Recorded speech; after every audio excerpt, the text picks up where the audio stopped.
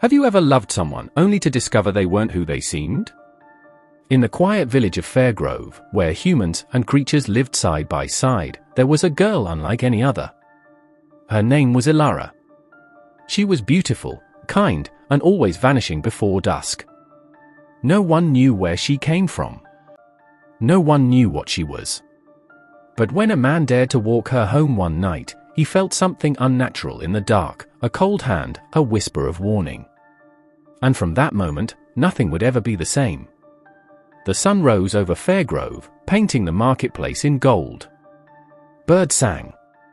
Children laughed. The scent of ripe fruit filled the air. But among the villagers, one figure stood out, Ilara. Her beauty was not just in her face, but in the way she moved, like a breeze you could never catch. Every morning, she arrived with baskets of the freshest fruits, her smile warm, but her eyes holding secrets. Ilara, you are so lovely. Will you marry me? The men would ask, hearts laid bare. But she only smiled, soft as moonlight. Thank you, but I am not ready. And when the sun began to dip below the trees, she would vanish, never letting anyone follow her home. Then came Adam. Tall, handsome, with a laugh that made the village girls blush. When he first saw Ilara, the world around him blurred. Who is that? He whispered to a vendor. Ilara, the vendor said. Beautiful, isn't she? But good luck getting close. No one knows where she goes at night. Undeterred, Adam approached. Hello. My name is Adam. What's yours? For the first time, Ilara's smile lingered a second longer. I am Ilara. How can I help you today? They talked about the sweetness of mangoes, the way the wind carried stories, the way the stars seemed brighter in Fairgrove. And day after day, Adam returned, each conversation pulling him deeper under her spell. One evening, as shadows stretched long across the path, Adam offered. Let me walk you home. It's not safe alone in the dark. Ilara hesitated, a flicker of fear. But she nodded. The forest grew thicker. The air turned cold. Then, a touch. Ice-cold fingers brushed Adam's back. He whirled around, nothing there. Ilara, did you feel that? She turned, her face unreadable. It is okay, Adam. You can go back, if you are scared. Terror clawed at his throat. He ran. And he never returned. The villagers whispered. Why had Adam fled? But none of them knew the truth. Ilara was not human. Deep in the enchanted forest, her family waited, creatures of magic, shifting forms like smoke. Ilara's mother had warned her. Humans will never understand us. Do not let them close. But Ilara wanted more. So when Adam got too near, her family made sure he left. Torn between two worlds, Ilara made her choice. Ilara stood before her family, heart pounding. I love you, she said, but I want to live my own life.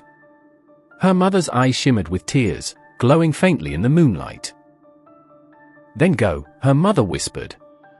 But know this, if you ever try to marry a human, your true form will awaken. You will shed your skin and become the serpent you were born to be. That is my curse. Humans will never love what they don't understand. They will run. And you will be alone. Ilara turned away, the words cutting deeper than any blade. Years passed.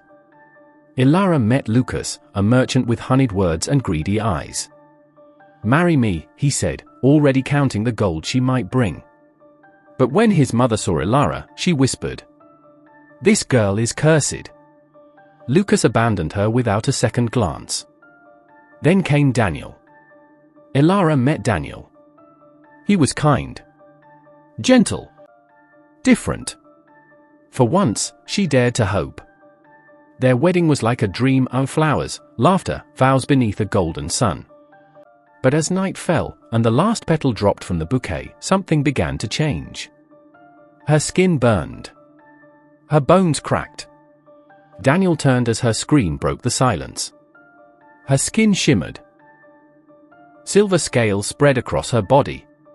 Her fingers curled into claws. Her back arched as her spine lengthened, twisting, coiling, until a giant python stood where his bride had been. Daniel fell to the ground, frozen in terror. "Ilara," he gasped.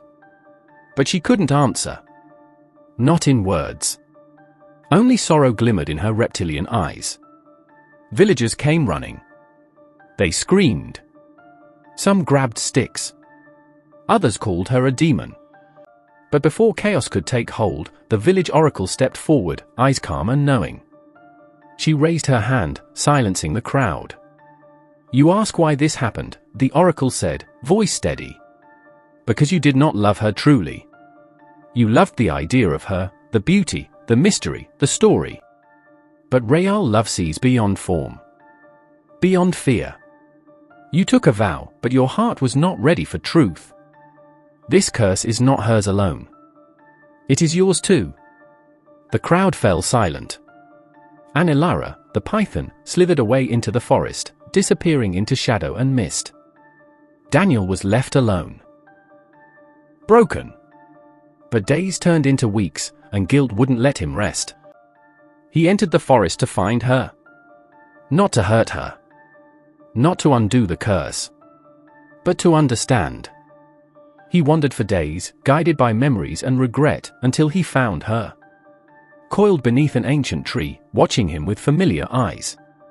"Ilara," he said. "I was wrong. I judged you. I feared you. But I never truly saw you. Please, let me try again." She didn't strike. She didn't flee. Instead, she uncoiled slowly. And in that moment, something shifted, not in her, but in him. He began visiting her every day. Bringing food. Talking. Reading stories. And though she couldn't speak, she listened. Little by little, her form began to change. Not fully human. Not fully serpent. But something in between. Beautiful. Powerful. And real.